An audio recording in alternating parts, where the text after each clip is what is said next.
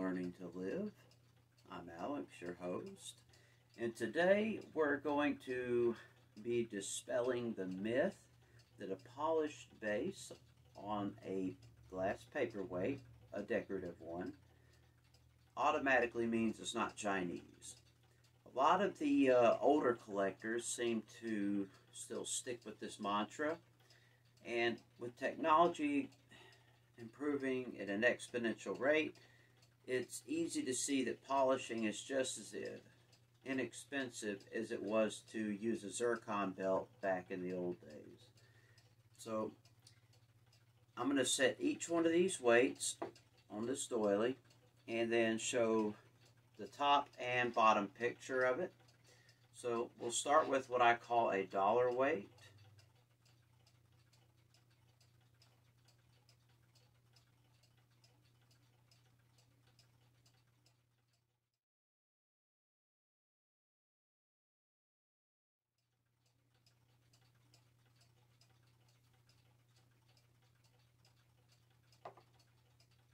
Next up, slightly higher quality, but still very coarse.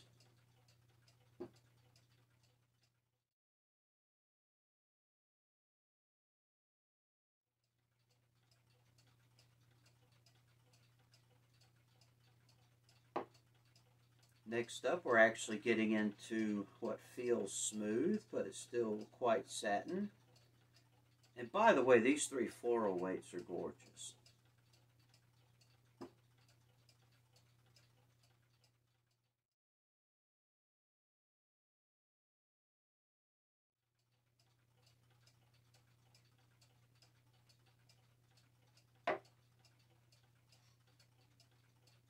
Next up, yellow floral weight, almost polished to a point where the satin is just about gone. I could probably rub this on toothpaste for about 4 hours and polish it up really nice, but I'm not going to do that.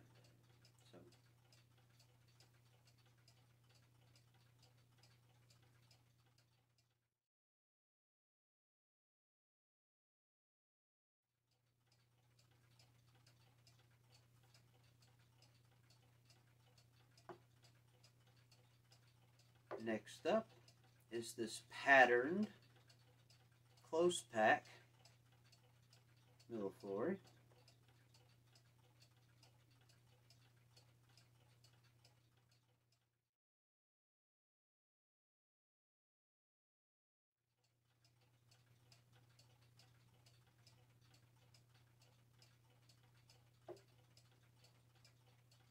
And follow that up is where we really get into the high quality polish on the bottom of these.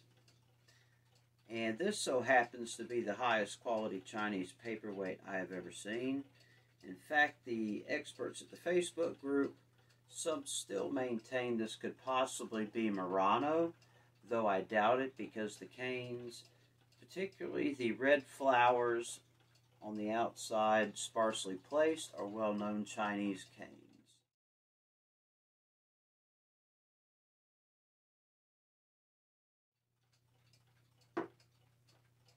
Stepping up a notch,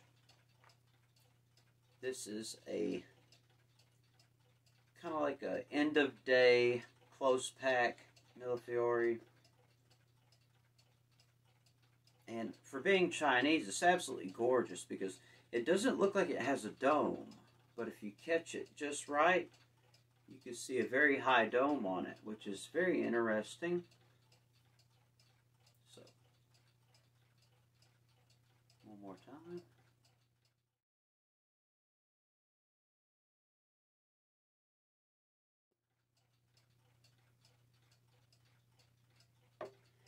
And lastly, this is from an independent art studio in China, M Studio Art Glass.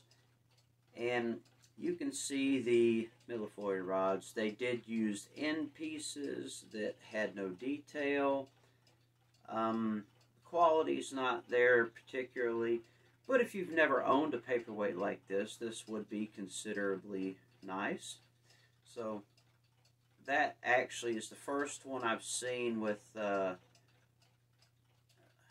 good Italian, French, English, American style polished base, and it has no crinkles going around, so they did a very nice job.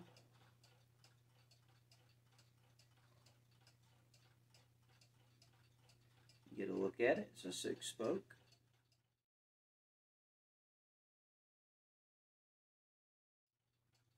So, next thing we're going to do, I'll let you hear the coarseness of each one.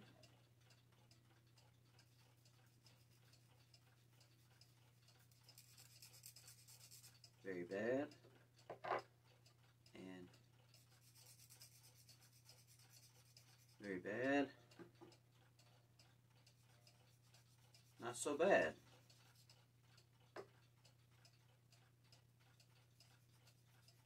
It's actually gotten to the point where it's almost not making a scratch noise. That's pretty impressive. Then onto this one. We're not hearing any scratch noises. Then onto this one. I don't hear any scratch noises. Wait. Maybe right there, but yeah, you get the idea. Then we get to this one. No scratch noises at all. And then finally, the M Studio.